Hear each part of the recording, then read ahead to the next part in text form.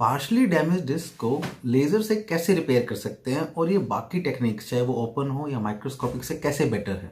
बहुत important question है उन पेशेंट्स के लिए, खासकर जिनके डिस्क डैमेज है पार्शली एंड उनको अब लेज़र डिस्क या डिस्क रिपेयर की ज़रूरत है ताकि वो अपनी ज़िंदगी नॉर्मल तरीके से जी सकें। तो पहले टेक्निक को समझ लेते हैं, उसके बाद आगे की बात करते हैं। ये हमारी स्पाइन का मॉडल है, हम पीछे से देख रहे हैं। ये पीछे कमर का हिस्सा है, आगे की तरफ पेट है, दोनों तरफ साइड्स हैं। उल्टा लेटा होता है जब पेशेंट, इस तरीके से एनाटमी बनती है। पहले जब डिस्क खराब होती थी, ये डिस्क्स हैं, जब ये डिस्क खराब होती थी तो यहाँ पे चीरा लगता था, यहाँ पे मसल्स होती थी, उनको साइड किया जाता था। फिर काफ़ी केसेस में हड्डी को काटा जाता था, इस हड्डी को काटा जाता था। नीचे नसें होती थी, उसको साइड किया जाता था। फिर डिस्क पे पहुंचा जाता था, जिससे खराब डिस्क को हटाया जाता था, रिमूव किया जाता था या रिपेयर किया जाता था। फिर टेक्निक आई माइक्रोस्कोप की। माइक्रोस्कोप में क्या हुआ, जो चीरे का साइज था वो छोटा हो गया। पहले इतना चीरा ना लग के सिर्फ इतना चीरा लगता और कम मसल्स हटाना पड़ता, हड्डी उसमें भी काटनी पड़ती थी, नीचे जाना पड़ता था, नसों को हटाना पड़ता था, फिर जाके हम डिस्क पे पहुंचते थे। लेकिन उसके बाद जो मोस्ट एडवांस टेक्नोलॉजी आई, उसके अंदर इस तरीके का एक स्कोप आ गया, जिसको एंडोस्कोप भी कहते हैं, कैमरा कहते हैं। इसमें आगे कैमरा होता है, पीछे लाइट सोर्स, यहाँ से हम स्क्रीन पे इसका रिले जाता है। अब हम क्या करते हैं, अगर हमें लेट सपोज ये वाला डिस्क, ये वाला जो डिस्क है सफ़ेद रंग का, ये वाला ख़राब है, इसको अगर हमें रिपेयर करना है, ठीक है, इसको अगर रिपेयर करना है तो अब हमें यहाँ से जाने की ज़रूरत नहीं है, ना हड्डी काटने की ज़रूरत, ना मसल काटने की ज़रूरत, ना नसों को छेड़ने की ज़रूरत। हम सीधा इस कैमरे को ऐसे साइड से लेकर आते हैं और यहाँ पर ले आते हैं। जब ये कैमरा आता है यहाँ पे, हमें दिखाता है क्या है अंदर।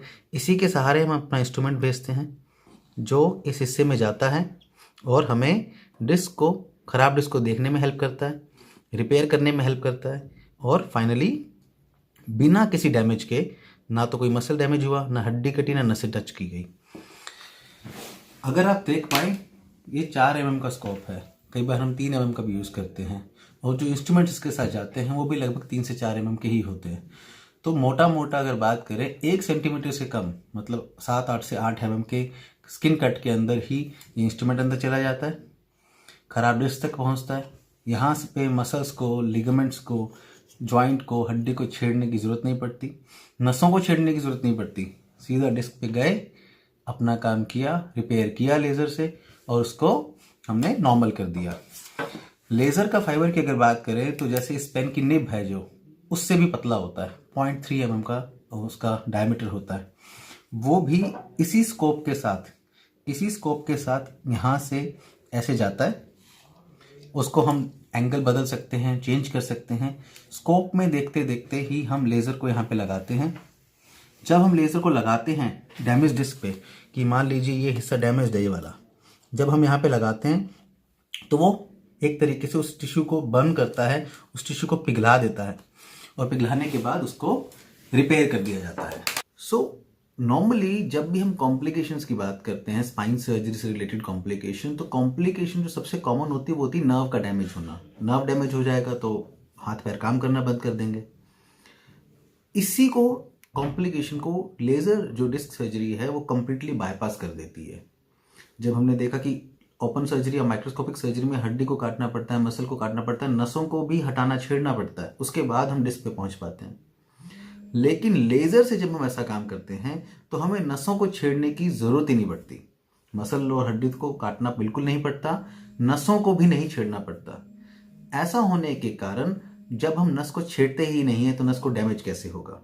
यही सबसे बड़ी एडवांटेज एक है लेज़र डिस्क रिपेयर की। दूसरी एडवांटेज ये है कि जैसे हमने देखा था कि जॉइंट्स, कई बार हमें हड्डी काटनी पड़ती है, जॉइंट को डैमेज होता है अगर हम ओपन या माइक्रोस्कोपिक से सर्जरी करते हैं। लेकिन जब हम लेज़र से सर्जरी करते हैं तो हम जॉइंट से बहुत दूर रहते हैं, हड्डी से बहुत दूर रहते हैं, इस कारण से इस जॉइंट को भी डैमेज नहीं होता।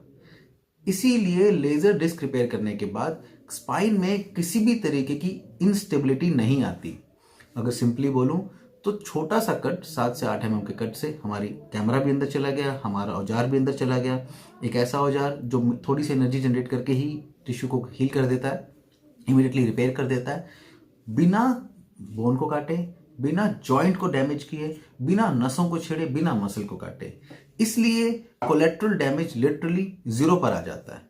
इसीलिए इस टेक्निक से ठीक किए गए पेशेंट्स इमीडिएटली चलने लगते हैं, मतलब सर्जरी के 1 से 2 घंटे बाद चलने लगते हैं। इमीडिएटली पेन रिलीफ होता है, इमीडिएटली वॉकिंग डिस्टेंस बढ़ जाता है। रिहैबिलिटेशन फिजियोथेरेपी की जरूरत ना के बराबर होती है। 10 से 15 दिन में पेशेंट्स अपने नॉर्मल काम करने लग जाता है, और बिना किसी रोक टोक के, ना झुकने का रोक टोक, ना भागने का, ना दौड़ने का, ना किसी और तरीके का। तो इसलिए फ्रेंड्स, बहुत लंबे समय से अगर स्पाइन की प्रॉब्लम से परेशान है तो कंफर्म करें पहले कि ये डिस्क डैमेज है या नहीं। अगर है तो पार्शियल है, टोटल है, आपकी स्टेज कौन सी है।